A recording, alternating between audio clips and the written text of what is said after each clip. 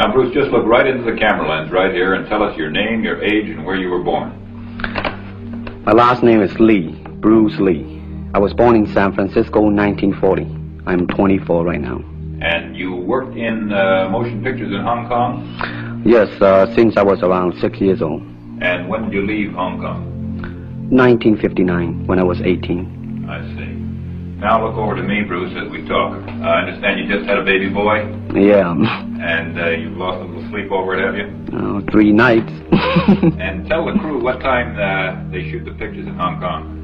Well, it's mostly in the morning because it's kind of noisy in Hong Kong, you know, around 3 million people there. And so every time when you have picture, it's mostly, say, around 12 a.m. to 5 a.m. in the morning. Love that there. And you went to college in the United States? Yes. And what did you study? Philosophy. I see.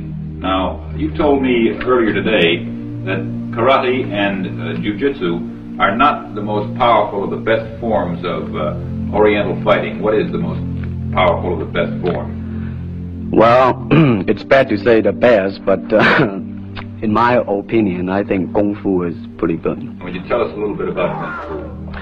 Well, Kung Fu is originated in China. It is the ancestor of karate and jiu-jitsu. It's more of a complete system and it's more fluid. By that I mean it's more flowing. There is continuity in movement instead of one movement, two movement, and then stop. Would you look right into the camera lens and explain the principle of the glass of water as it applies to Kung Fu? Well, Kung Fu, the best example would be a glass of water. Why? Because water is the softest substance in the world, but yet it can penetrate the hardest rock or anything, granite, you name it. Water also is insubstantial. By that I mean you cannot grasp hold of it. You cannot punch it and hurt it. So every Kung Fu man is trying to do that, to be soft like water and flexible and adapt itself to the opponent. What's the difference between a Kung Fu punch and a karate punch? Well, the karate punch is like an iron bar, whack. A Kung Fu punch is like an iron chain with an iron ball attached to the end, and it go whang, and it hurt inside. Okay. Now we're going to cut, and in just a second we'll have you stand up and show us some Kung Fu and some movements in Kung Fu. Okay. Cut. Now look directly into the camera, Bruce.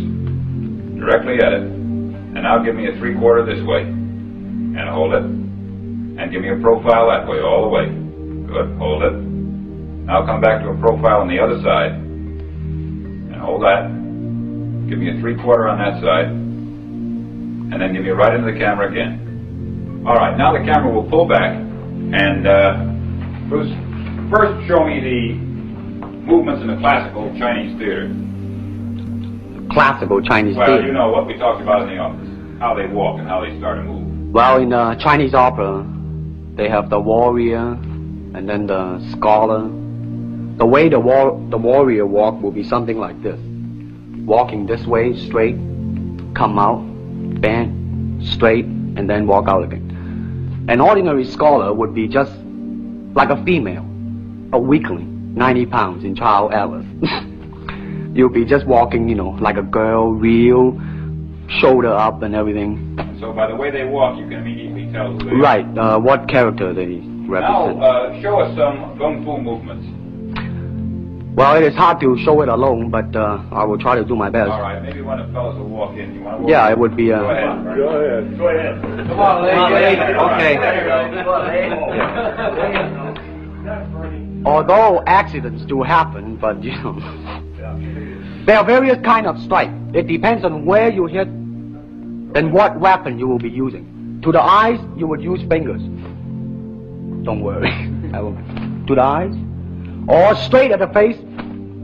From the waist, everything on. Hold it just a minute. Let's move this gentleman around this way so you're doing it more into the camera. Okay, swell. And then there is band arm strike using the waist again into a back fist. And let's have the assistant director back up just a way. Okay, go ahead. Continue. And then, of course, Kung Fu is very sneaky. You know, the Chinese, they always hit low. From high, go back to the groin. Don't worry. Now turn around the other way, would you, Bruce? Oh, okay. Yeah. And, Would you want him? Yes. Oh, These are just natural reactions. That's Right. That is natural. Right into the camera. Cheat into the camera a little bit and show this again. All right. Go ahead. There is the finger jab. There is the punch. There is the back fist and then low. Of course, then they use leg straight at the groin or come up. Or, if I can back up a little bit, they start back from here and then come back. All right. It's kind of worried. He has nothing to worry about. Now, once again, show us how a good Kung Fu man would very coolly handle it and walk away, rather than get involved in a series of actions. Cut it. Sound. Okay. Now, Bruce, so that we can clearly see what you're doing this time, we'll face the fact that there's nobody there. Show me now the difference between Jiu-Jitsu, which is long and involved, and Kung Fu, which is very quick if you have an opponent. All right, for instance, you will read it in a book, in a magazine and everything, that when somebody grabs you, you will first do this, and then this, and then thousands of steps before you do a single thing. Of course, these kind of magazine would teach you to be feared by your enemies and admired by your friends and everything. See? But in Kung Fu, it always involves a very fast motion. Like, for instance, a guy grabbing your hand. It's not the idea to do so many steps.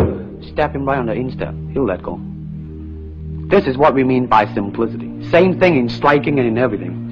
It has to be based on a very minimum motion, so that everything would be directly expressed. One motion, and he's gone. Doing it gracefully, not to go yelling and jumping all over him, but to do it. Excuse me. Okay. Now show me once again just a few movements there. Well, Kung Fu can be practiced alone or with a partner. Practicing alone, they involve forms. Some imitate a crane, a monkey, a praying mantis. This is a crane form. Start off.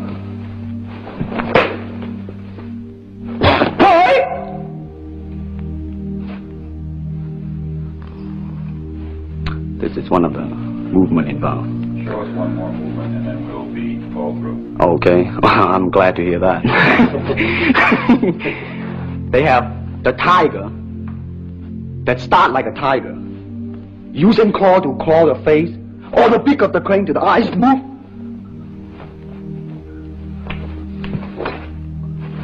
This is some of the movement involved.